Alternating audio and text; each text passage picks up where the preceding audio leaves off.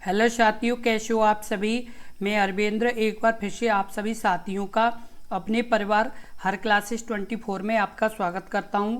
आज बात करेंगे यूपीएसआई का जो एग्ज़ाम होने वाला है उसके लिए जो मूल विधि के प्रश्न आपके यूपीएसआई एग्ज़ाम में पूछे जाएंगे उन्हीं से संबंधित बहुत ही महत्वपूर्ण जो प्रश्न हैं आपके जो यूपीएसआई जो पहले हुए हैं उनके यानी प्रश्न है आपके उन्हीं से संबंधित यानी इस वीडियो के बारे में बात करेंगे जो आपके यूपीएसआई के प्रीवियस ईयर के प्रश्न हैं। तो आप इस वीडियो को शुरू से लेकर के एंड तक देखें क्योंकि इसी तरह के प्रश्न आपके भी यूपीएसआई एग्जाम में पूछे जाएंगे।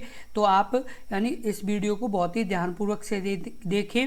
और आपको बता दें कि आपके ये जो प्रश्न हम कराएंगे उसमें जो और भी जो प्रश्न बन सकते हैं आपके वो सभी प्रश्न आपको प्रत्येक प्रश्न में समझाएंगे। इसलिए एक भी प्रश्न को आप छोड़े नहीं, प्रत्येक प्रश्न को समझते चलें और आप एक भी प्रश्न अपने एग्जाम में बिल्कुल गलत नहीं करेंगे क्योंकि आपके जब प्रत्येक प्रश्न को आप समझ जाएंगे तो आप यानी गलती भी 0% हो जाएगी। इसलिए आप यानी अच्छे से इस वीडियो को देखें। और आपने अभी तक अपने इस YouTube चैनल को सब्सक्राइब नहीं किया तो सब्सक्राइब जरूर कर लें क्योंकि इसी तरह की महत्वपूर्ण जितनी भी वीडियो आपको अपलोड की जाएंगी तो आपको सबसे पहले नोटिफिकेशन मिल जाएगी। इसलिए आप यानी ज़रूर सब्सक्राइब कर लें। अब जैसे बात कर लेते हैं पहला प्रश्न है, जब व्यक्ति संयुक्त रूप से लूट करते हैं तब आईपीसी के तहत इसे डकैती की घटना जानी जाती है। ऑप्शन ए 3 या अधिक, ऑप्शन बी 4 या अधिक, ऑप्शन सी 5 या अधिक या ऑप्शन डी 7 या अधिक। इस प्रश्न का उत्तर बताएं। इस प्रश्न का उत्तर क्या होगा? इस प्रश्न का जो उत्तर सही होगा वो आपका सही होगा ऑप्शन सी 5 या अधिक। जब व्यक्ति संयुक्त रूप से लूट करते हैं तब आईपीसी के तहत इसे डकैती की घटना मानी जाती है। तो इस प्रश्न का जो उत्तर सही होगा वो 5 या अधिक सही होगा। और ये भारतीय दंड संहिता की धारा कितने में? तो 391 में इसका वर्णन किया गया है। और इसके अनुसार बताया गया है कि जब 5 या अधिक व्यक्ति, कितने? 5 या उससे अधिक व्यक्ति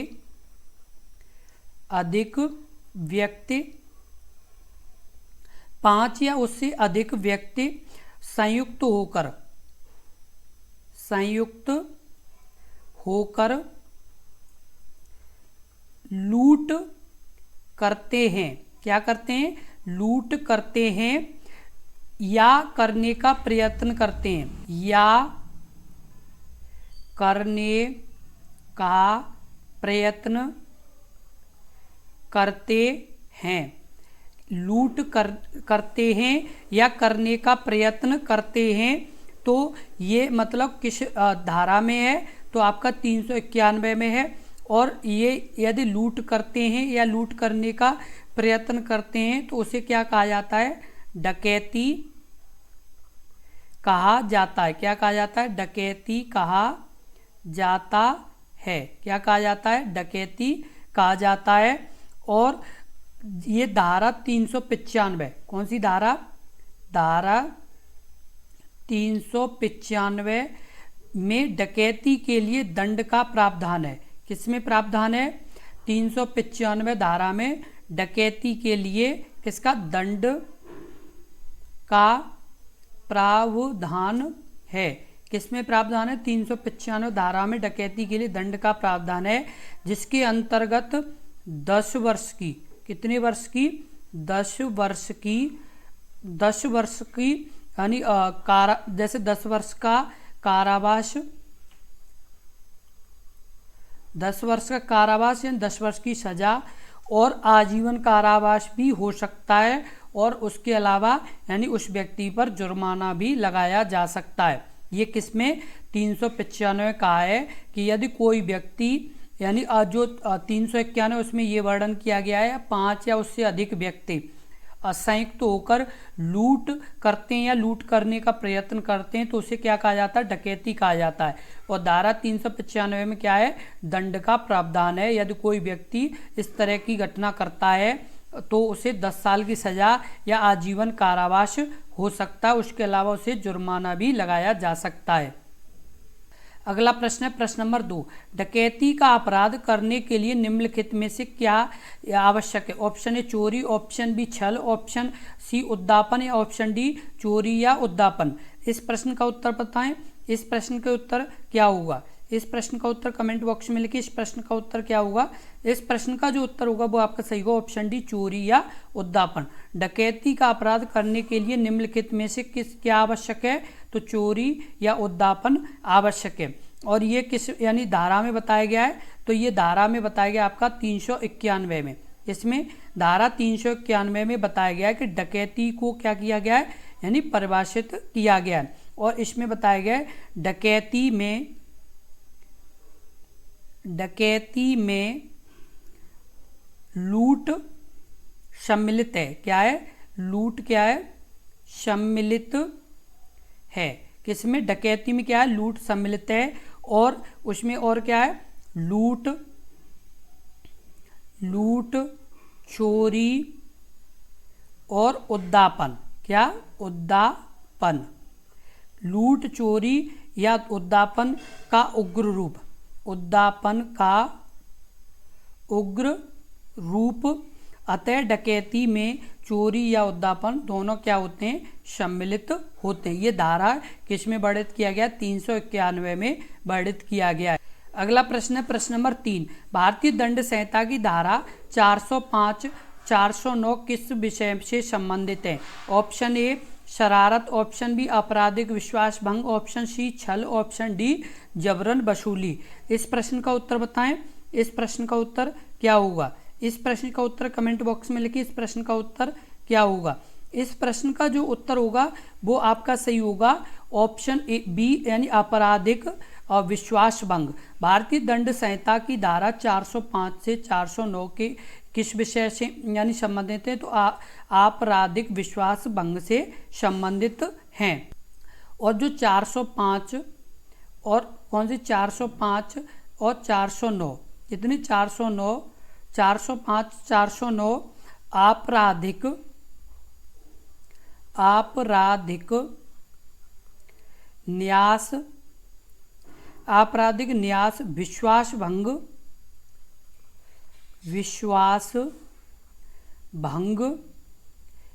के विषय से संबंधित हैं। किससे संबंधित हैं? आपराधिक न्यास व विश्वास के यानी भंग के विषय से संबंधित हैं। अगला प्रश्न है प्रश्न नंबर 4, भारतीय दंड संहिता की धारा 415 से 420 का संबंध किससे है? ऑप्शन ए शरारत, ऑप्शन बी धोखाधड़ी, ऑप्शन सी जबरन वसूली, ऑप्शन डी आपराधिक विश्वास भंग। इस प्रश्न का उत्तर बताएं। इस प्रश्न का उत्तर क्या होगा? इस प्रश्न का उत्तर कमेंट बॉक्स में लिखिए। इस प्रश्न का उत्तर क्या होगा? तो इस प्रश्न का जो उत्तर होगा वो आपका सही होगा ऑप्शन बी धोखाधड़ी। भारतीय दंड संहिता की धारा 415, 420 किससे संबंधित है? तो धोखाधड़ी से संबंधित है। किससे? यानी धोखाधड़ी से ये संबंधित है। और जो आपकी 415, 420, 415 से 420 में क्या बताया गया है? धोखाधड़ी या छल। क्या? धोखाधड़ी या छल यानी चीटिंग। क्या बोलते हैं? छल को क्या बोलते हैं? चीटिंग। धोखाधड़ी या छल चीटिंग से संबंधित है, है। अगला प्रश्न है प्रश्न नंबर 5, छल की सजा का संबंध निम्नलिखित में से आईपीसी की धारा में है? Option a 415, option b 416, option c 417 या ऑप्शन डी उक्त में से कोई नहीं। इस प्रश्न का उत्तर बताएं। इस प्रश्न का उत्तर क्या होगा? इस प्रश्न का जो उत्तर सही होगा वो आपका सही होगा ऑप्शन सी धारा 417। छल की सजा का संबंध निम्नलिखित में से आईपीसी की धारा किस में है? तो आपका ऑप्शन सी सही होगा 417 में है। 417 में वर्णन किया गया है कि छल की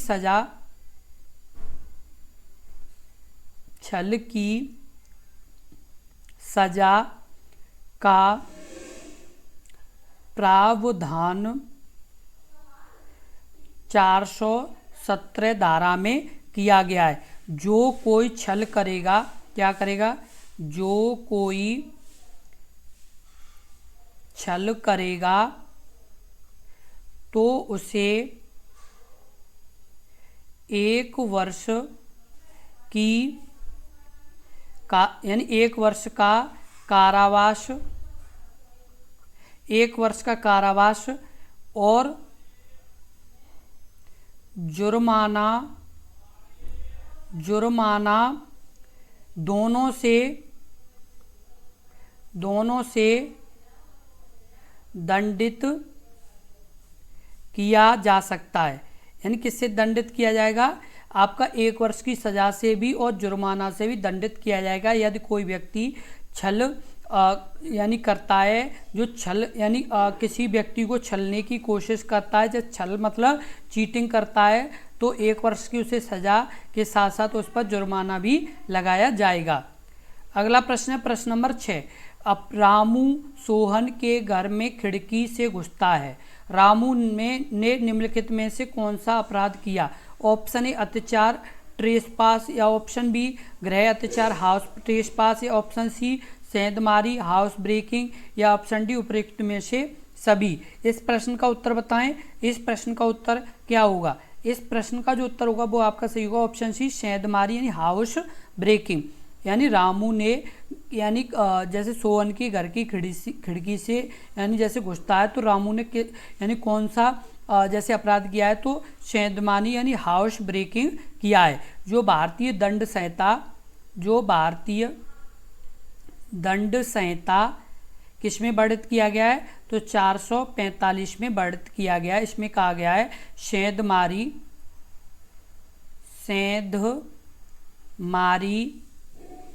सेंधमारी या ग्रह भेदन, क्या सेंधमारी या ग्रह भेदन के 6 प्रकार बताए गए। कितने प्रकार बताए गए हैं? 6 प्रकार यानी बताए गए हैं। कितने प्रकार बताए गए हैं? 6 प्रकार बताए गए हैं। उसमें कहा गया है कि घर में खिड़की से घुसना यानी 6 में से 1 प्रकार है। क्या है? यानी घर में खिड़की से घुसना क्या है? 6 में से 1 प्रकार है। अतः रामू सोहन के घर की खिड़की से घुसकर किसका यानी अपराध करता है, तो सेंधमारी का अपराध करता है। अगला प्रश्न है प्रश्न नंबर 7। किसी भी व्यक्ति की प्रतिष्ठा को नुकसान पहुंचाने के उद्देश्य से जालसाजी अपराध होता है। ऑप्शन ए असंज्ञेय और गैर जमानती, ऑप्शन बी संज्ञेय और गैर जमानती, ऑप्शन सी संज्ञेय और जमानती, ऑप्शन डी असंज्ञेय और जमानती। इस प्रश्न का उत्तर बताएं। इस प्रश्न का उत्तर क्या होगा? इस प्रश्न का जो उत्तर सही होगा वो आपका सही होगा ऑप्शन सी संज्ञेय और जमानती। क्या सही होगा? संज्ञेय और जमानती। यदि किसी व्यक्ति की प्रतिष्ठा को नुकसान पहुंचाने के उद्देश्य से जालसाजी का अपराध होता है तो संज्ञेय और जमानती उस पर यानी कार्रवाई होगी। और ये किस धारा में वर्णित किया गया है, तो ये धारा 469 में इसका वर्णन है। 469 के अनुसार किसी भी व्यक्ति की प्रतिष्ठा को नुकसान पहुंचाने के उद्देश्य से जालसाजी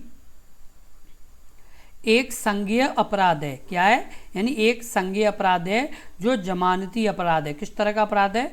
जमानती अपराध है। अगला प्रश्न है प्रश्न नंबर 8। पति के रिश्तेदारों द्वारा क्रूरता भारतीय दंड संहिता के 1807 की धारा के तहत दंडनीय है। ऑप्शन ए धारा 354 ए, ऑप्शन बी धारा 376 ए, ऑप्शन सी धारा 304 ए, या ऑप्शन डी धारा 498 ए। इस प्रश्न का उत्तर बताएं। इस प्रश्न का उत्तर क्या होगा? इस प्रश्न का जो उत्तर सही होगा वो आपका सही होगा ऑप्शन डी धारा 498 ए। पति या पति के रिश्तेदारों द्वारा क्रूरता या भारतीय दंड संहिता का यानी 1807 की धारा के तहत दंडनीय है। तो किसमें यानी ऑप्शन डी सही होगा, धारा 498 ए में दंडनीय है। और इसके अनुसार बताया गया है जो कोई किसी स्त्री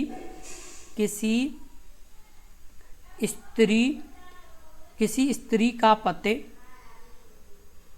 यदि किसी स्त्री का पति या रिश्तेदार या रिश्तेदार का, जैसे रिश्तेदार या यानी रिश्तेदार होते हुए ऐसी स्त्री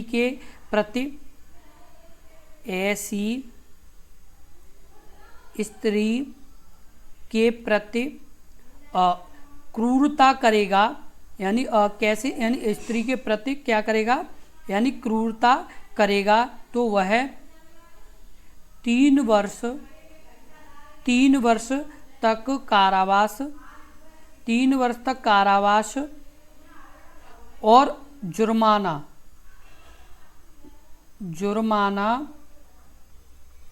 जुर्माना दंडनीय होगा। अतः पति या पति के रिश्तेदार द्वारा क्रूरता यानी किस धारा में वर्णित किया गया है, तो धारा 498A में वर्णन इसका किया गया है।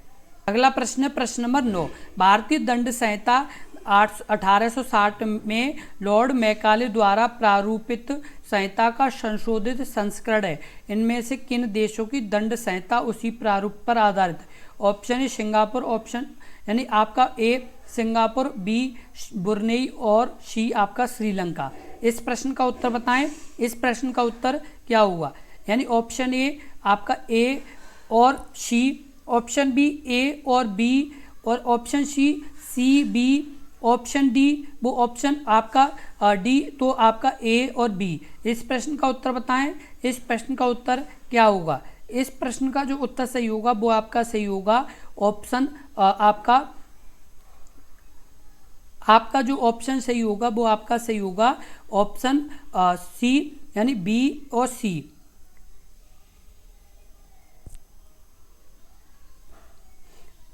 आपका जो ऑप्शन सही होगा वो आपका सही होगा ऑप्शन बी, ए बी और सी, यानी ए और बी सी तीनों में ये यानी क्या है, इन देशों में दंड संहिता उसी प्रारूप से यानी आधारित है। किससे? जो भारतीय दंड संहिता 1860 है, जो लॉर्ड मैकाले द्वारा प्रारूपित है, उसी से, यानी ये भी सिंगापुर और ब्रुनेई और श्रीलंका तीनों में है। अगला प्रश्न है प्रश्न नंबर 10। भारतीय दंड संहिता 1807 के ड्राफ्टिंग से जुड़े यानी कौन जुड़े थे? Option A sir H S. Maine, option B Frederick Pollock, option C Mulla, option D Lord Macaulay. इस प्रश्न का उत्तर बताएं। इस प्रश्न का उत्तर क्या होगा? इस प्रश्न का उत्तर कमेंट बॉक्स में लिखें। इस प्रश्न का उत्तर क्या होगा? इस प्रश्न का जो उत्तर होगा वो आपका सही होगा ऑप्शन डी लॉर्ड मैकाले। भारतीय दंड संहिता 1860 के ड्राफ्टिंग से कौन जुड़े हुए थे? तो ऑप्शन डी सही होगा, लॉर्ड मैकाले जुड़े हुए थे। 1860 के भारत के प्रथम विधि आयोग की सिफारिश द्वारा की गई थी। इसकी यानी जो भारतीय दंड संहिता है वो भारत के प्रथम विधि आयोग यानी प्रथम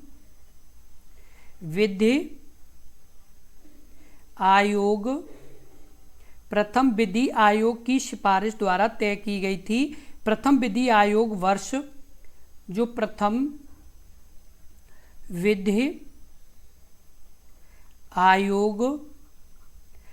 विधि आयोग 1934 में स्थापित किया गया था। कब स्थापित किया गया था? 1934 में स्थापित किया गया था, जिसके अध्यक्ष लॉर्ड मैकाले थे। कौन थे? जिसके अध्यक्ष लॉर्ड मैकाले थे। प्रथम विधि आयोग का गठन 1834 में हुआ था। कब हुआ था? 1834 में हुआ था।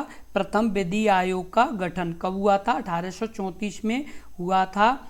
और ये यानी जो दंड संहिता की ड्राफ्टिंग भी लॉर्ड मैकाले ने ही तैयार की थी।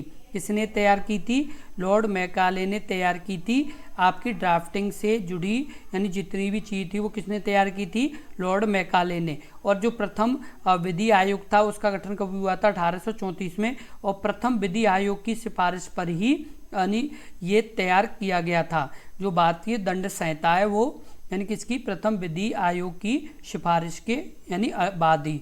आपको बता दें कि इसी तरह के बहुत ही महत्वपूर्ण प्रश्नों की लगातार वीडियो आपको मिलती रहेंगी, इसलिए आप यानी अपने इस परिवार हर क्लासेस 24 को जरूर सब्सक्राइब कर लें, क्योंकि यदि आप सब्सक्राइब कर लेंगे तो इसी तरह के महत्वपूर्ण प्रश्नों की लगातार आपको वीडियो मिलती रहेंगी, जो आपके एग्ज़ाम के लिए बहुत ही ज़रूरी है। क्योंकि ये जो आपका यूपीएसआई का एग्ज़ाम है ये आपका बहुत ही महत्वपूर्ण एग्ज़ाम है। और आपको एक चीज़ यानी ज़रूर ध्यान दिला दें कि जो इस बार जो 3 वर्ष की छूट दी गई है, ये 3 वर्ष की छूट आपके लिए ये मानो कि बहुत ही महत्वपूर्ण है। जो अभ्यर्थी 28 ईयर के हो चुके थे उन्हें जो 3 वर्ष की जो छूट दी गई है उससे यानी उनके लिए बहुत ही फ़ायदा हुआ है और उनका ये अंतिम चांस है।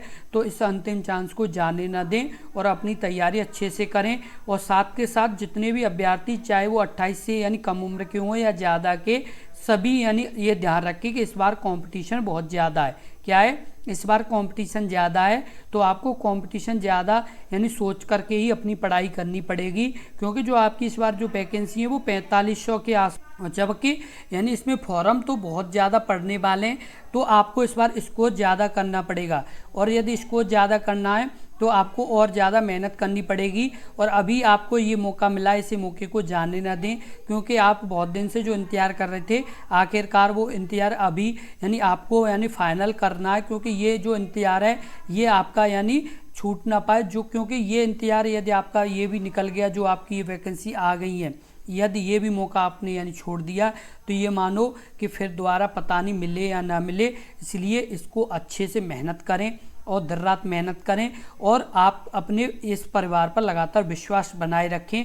जो आप यानी पिछले यानी काफ़ी समय से लगातार जो विश्वास बनाए रखे हुए हैं उसे ही लगातार बनाए रखें, क्योंकि हम भी आपके साथ दिन और रात मेहनत कर रहे हैं। क्योंकि हम खुद चाहते हैं कि आपका सिलेक्शन हो और जल्द हो, क्योंकि यदि आपका सिलेक्शन होगा तो आप अपने परिवार को अच्छे से चला पाएंगे और यानी अच्छे से मेंटेनेंस कर पाएंगे। इसलिए आप यानी जल्द से जल्द सिलेक्शन लें और अपना यानी अपना सफल बने। इसलिए यानी ज़्यादा से ज़्यादा मेहनत करें।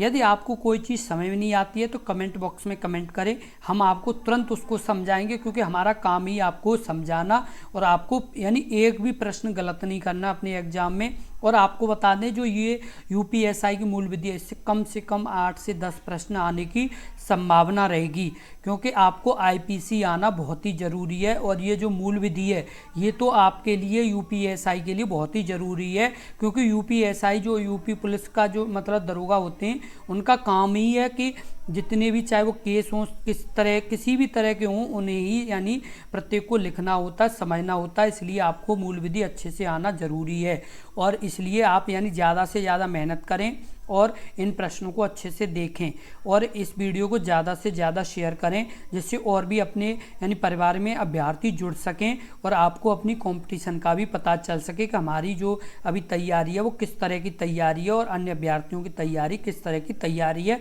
इसलिए इस वीडियो को जितना आप शेयर कर सकें उतना ही कम है। और आप यानी आपके चाहे वो रिलेटिव हों, चाहे आपके यानी दोस्त हों, चाहे आपको यानी पहचानते हों, जान पहचान के हों, उन सभी को यानी आप जो यूपीएसआई की एग्ज़ाम की जो तैयारी करें उन सभी को यानी जोड़ें, क्योंकि अपना परिवार जितना बड़ा होता जाएगा उतना ही आपको अपनी कंपटीशन का भी पता चलता जाएगा और आपकी तैयारी और अच्छी होती जाएगी। इसलिए यानी ज़्यादा से ज़्यादा शेयर करें और वीडियो अच्छी लगी हो तो लाइक कर दें। धन्यवाद।